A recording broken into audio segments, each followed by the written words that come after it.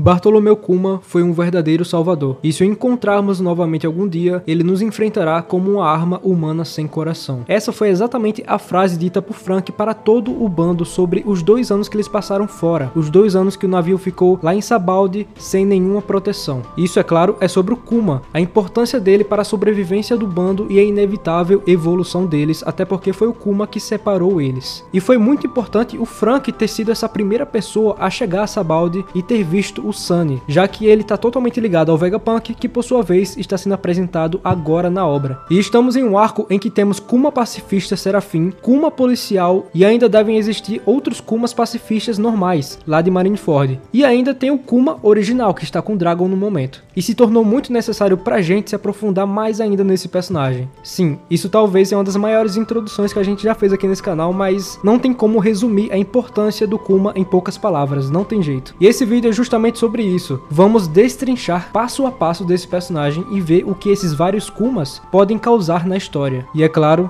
será que vamos ver o personagem sendo curado depois de tudo que ele passou? Isso seria muito bom. E eu faço das palavras do Zoro as minhas, porque logo depois do Frank falar sobre isso para o bando, o Zoro fala o seguinte: sou grato, mas muitas dúvidas ficaram no ar. Seria ótimo se um dia pudéssemos entender as razões dele. Galera, mas antes de mais nada, vocês estão no canal Supernovas, o canal favorito do Eiichiro Oda. Meu nome é Isaac e sem mais delongas, vamos pro vídeo.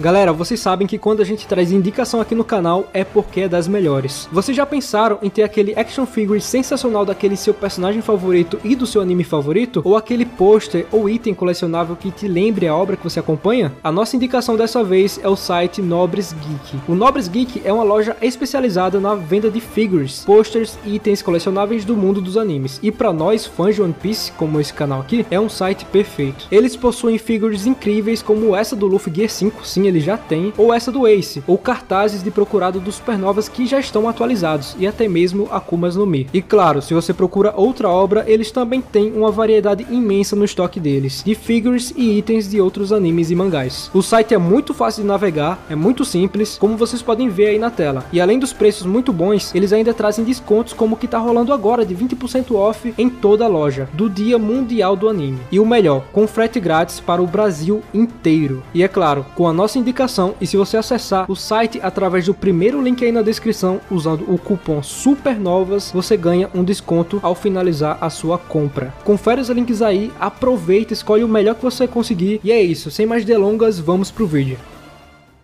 Kuma definitivamente é o tipo de personagem que não tem personalidade suficiente para ser um dos mais queridos da fandom. Tanto é que poucos vídeos são feitos sobre ele. Ele voltou agora a entrar em alta porque o capítulo tá abordando mais. E quando eu falo que o Kuma não tem personalidade, isso não é uma crítica ao personagem. Isso é algo proposital feito pelo próprio Oda. Ele passou por diversos experimentos feitos por Vegapunk e aos poucos foi perdendo sua humanidade, ao ponto que o Kuma que conhecemos não existe mais. Quer dizer, a gente não conhece ele ainda. Com certeza ele é um dos personagens com desenvolvimento, com a história mais triste dentro da obra, pelos motivos, vários motivos que a gente vai falar aqui. Eu nunca passei por isso e nunca vou passar, mas imaginem só, vocês deixariam de ser vocês mesmos para se tornar uma arma. Com certeza Kuma se sugeriu a isso de propósito. Ele é um dos membros do exército revolucionário e um personagem que surgiu como um vilão na obra que na verdade é um dos que lutaram pelo bem. A gente tem muito disso em One Piece. E talvez a gente tá vendo isso até com o próprio Aokiji dele no bando do Barba Negra, que é um bando de vilões. Então vocês percebem como isso é complexo. Não vamos aqui entrar em teorias de como ele pode se tornar um herói no fim da obra, porque já fizemos um vídeo exclusivamente sobre isso, sobre os experimentos que o Vegapunk pode fazer para ajudar o Luffy na guerra final. A gente recomenda demais muito verem esse vídeo quando acabar aqui, mas o ponto é, a gente não conhece o Kuma, a gente não conhece o pai da Bonnie. Nesse flashback fica claro que ele era alguém completamente diferente, alguém feliz e não um ciborgue programado para servir o governo, muito menos um escravo de um Tenryubito. E se a gente tá falando sobre esse personagem, a gente tem que analisar passo a passo do que ele fez na obra. E nada mais justo do que falar sobre a cena talvez mais marcante dele antes de Sabaldi. Kuma aparece em Thriller Bark procurando Moria, porque a marinha tinha passado uma missão para ele. E a primeira coisa feita no território do Shichibukai foi obliterar, entre aspas, a Perona. Bom, esse é o pensamento que a Nami teve a primeira vez que ela viu ele usando o poder, e é o pensamento que a gente, que é leitor, também teve quando viu essa parte. Um cara que pode simplesmente fazer uma pessoa desaparecer, o Shichibukai mais poderoso até o momento na obra, Peronia era ele. Mas a gente que já viu tudo, a gente já sabe tudo, a gente sabe que ele tá com a cabeça distorcida pelo Vegapunk. Ele é alguém realmente bom. Perona foi mandada para uma ilha que ela mesma falou que teria vontade de ir. Kuma devia saber que Mihawk morava naquele território, mas se vocês pararem pra pensar, todo personagem de One Piece bom, que realmente tem uma índole boa, consegue analisar bem a índole de outro personagem. Isso acontece muito com Luffy. Ele sabe quem é bom, quem é mal, ele sabe quando a pessoa é mal, mas mesmo assim, ele confia um pouco nele. A gente pode ter visto isso em um ano dele com o Caribou, né? Que o Caribou não vale nada, mas o Luffy ali fez um acordo. Ou seja, então Kuma devia saber que Mihawk não faria nenhum mal a Perona. Bom, em seguida a gente tem aquela cena icônica, Kuma versus Zoro. Mas depois de tantos anos, surge uma pergunta na minha cabeça. Se o Zoro não tivesse interrompido, o que o Kuma faria? Eu acredito que ele faria o mesmo que ele fez em Sabaody. Mandaria todos para algum canto já estabelecido por ele. Talvez até nos mesmos lugares. Ele inventaria uma história para a Marinha. E se vocês pararem para pensar, é só ele colocar a culpa no Vegapunk e dizer que foi um erro da programação. Mas o ponto é, o Luffy é filho do Dragon. E só por isso, ele já garantiria que o Kuma não faria nenhum mal a ele. Mas o Zoro conquistou o Cyborg. Kuma não expressa nenhum sentimento no seu rosto. Empatia, alegria, tristeza ou medo. Seja lá qual for. Mas eu garanto a vocês, se Kuma estivesse pleno e não tivesse se transformado em um ciborgue sem sentimentos, os seus sentimentos seriam de surpresa e orgulho. O filho do Dragon é incrível e seus amigos também. Eles são pessoas que valem a pena se sacrificar. E não é à toa que arcos depois ele se sacrifica pelo bando. No fim do capítulo 485, vemos ele falando sobre o Luffy, sobre que o filho do Dragon era uma grande pessoa que nem o seu pai. Percebem que esse personagem tem diversas camadas? Isso é o mais interessante. Quando a gente vê essa cena pela primeira vez, a gente assiste, a gente lê, a gente só consegue ver aquela cena icônica do Zoro e como ele é incrível, não tem jeito. É tanto que a frase da abertura do canal é justamente essa cena: o Luffy será o rei dos piratas. E realmente essa cena é incrível, mas a gente acaba não parando pra pensar sobre todas as linhas narrativas que o Oda tá criando pra esse personagem, o Kuma. A gente não percebe muito bem. E mais pra frente do vídeo eu vou voltar um pouco pra falar sobre essa relação do Zoro com Kuma e eu acho que vocês vão achar muito interessante. Vamos sair de Thriller Bark e entrar em Sabaody finalmente. E aqui nesse arco a gente vê vários outros corpos do Kuma que são apresentados como pacifistas, a primeira vez que eles aparecem. E olha só que interessante, por mais que o Kuma seja revolucionário e busque pela paz, esses pacifistas são o completo oposto disso. É algo muito interessante de se pensar, essa dualidade. Afinal de contas, como o Doflamingo mesmo fala, o que é a justiça? Quem decide são os vencedores. E no caso, esses vencedores são Insama e o governo mundial atual. É preciso se infiltrar para destruir por dentro. Kuma se sujeitou a isso. Mas bom, o que realmente quero dizer sobre a participação dele nesse arco é o seguinte: que personagem amedrontador. Com certeza esse foi um dos maiores momentos de One Piece, pra mim o maior. Com certeza entra no top 5 de muita gente. Os Mugiwaras fazem o que podem pra tentar derrotar os pacifistas, e quando eles conseguem derrotar um pacifista, aparece outro, aparece outro, aparece outro e aparece o Sentomaru. Ou seja, que cena incrível. Essa cena aí, ele deixa qualquer um com o coração na mão. O desespero toma conta do bando e de nós que estamos lendo e assistindo. Na época a gente não sabia qual era o intuito do Kuma, e quando tudo acontece, quando todo o bando é desfeito, a gente pensa, meu Deus, o que foi isso? Por isso que no começo desse vídeo a gente acaba falando que o Kuma deveria ser um personagem com maior simbologia dentro da fandom, e não a Carrot, que tá no top 10 de popularidade no Japão. Tipo, como assim a Carrot tá no top 10 e o Kuma não? Mas que bom que o Kuma, esse personagem, voltou agora em Egghead com outras versões, pacifista e um policial.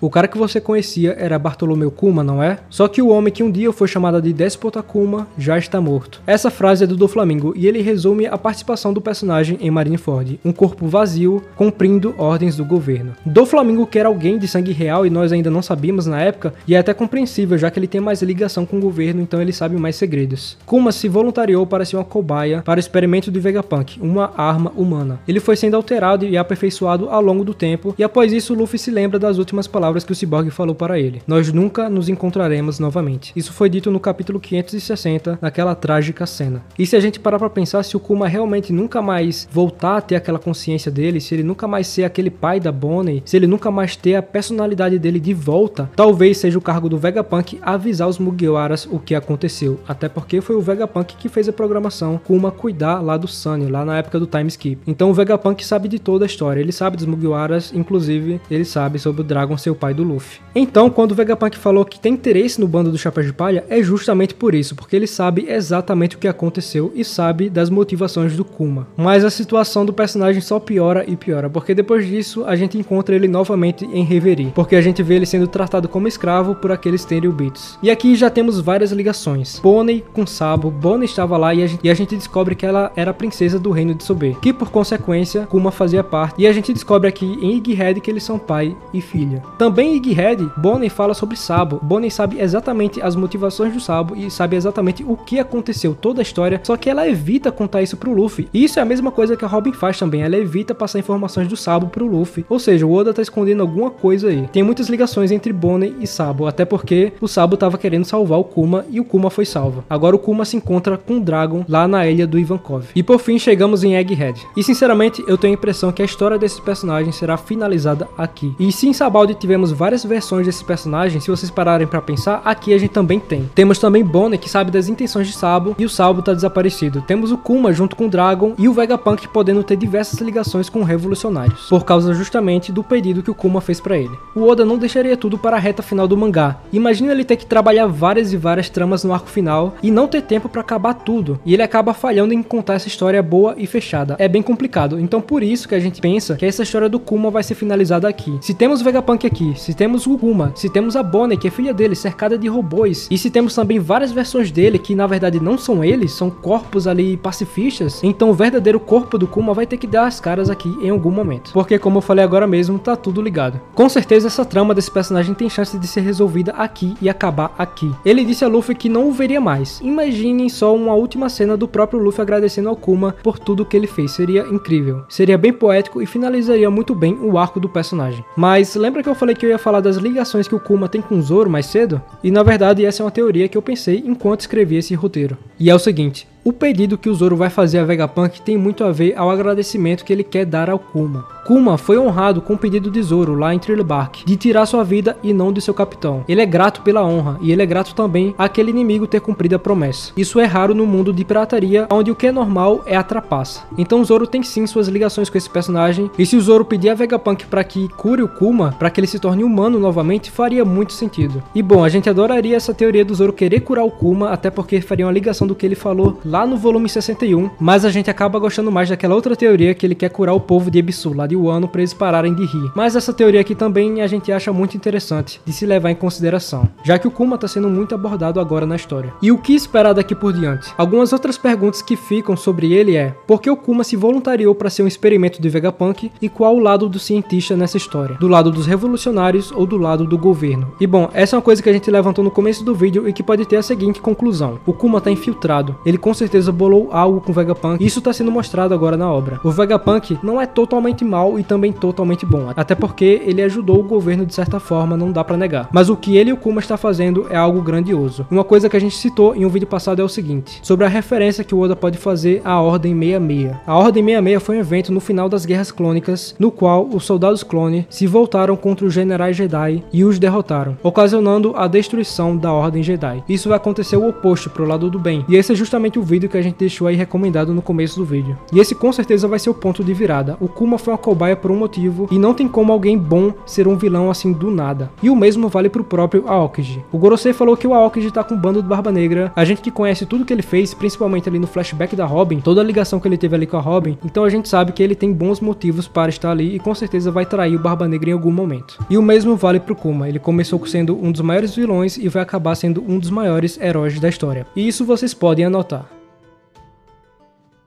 E é com isso que a gente encerra esse vídeo, galera. Espero muito que vocês tenham gostado. Esse aqui foi praticamente uma carta de amor que a gente fez pro Kuma, que é um personagem que a gente valoriza demais desde o arco de Sabaody. Eu acho que a gente falou muito o nome de Sabaody e isso tem um motivo, né? Porque é incrível. E se vocês gostaram desse tipo de vídeo, saiba que a gente faz de outros personagens também. A gente já fez análises profundas sobre o Sanji, sobre o Enel, sobre o próprio Barba Negra. Então a gente recomenda que vocês entrem aí na playlist pra conhecer um pouco dela. Não esquece de deixar o like, caso você tenha curtido e ainda tá aqui. Comenta aí tudo que você achou, se faltou alguma coisa.